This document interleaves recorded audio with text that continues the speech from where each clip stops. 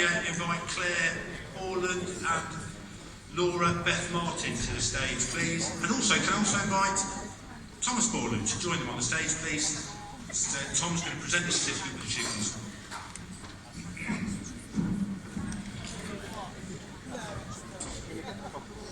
Okay, so this is a fascinating story. Claire and her husband were walking their dog when, without warning, an attacker ran up from behind and stabbed her husband, Tom, in the neck. Claire shouted out, so the attacker then went for her.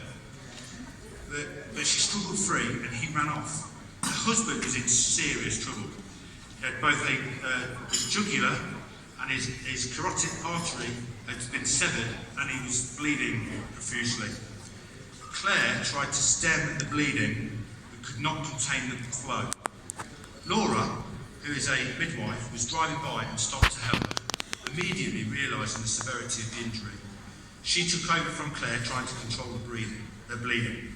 Unbeknown to both Claire and Laura, the attacker had remained close by and had circled back to watch from only metres away.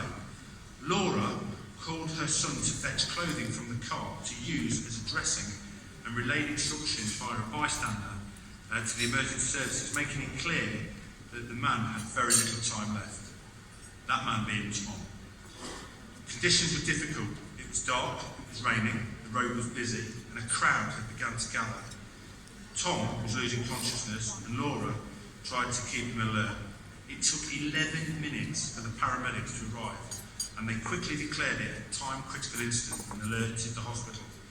The man, by now in shock, had lost, and this man, by the way, is Tom, had lost 4 units of blood by the time he arrived at the A&E. Tom underwent 2 operations under 11 different specialists.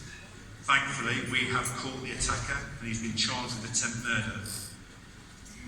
And it's a real honour actually to see Tom stood here presenting this certificate. But many congratulations to Claire and Laura for restoring Tom's life.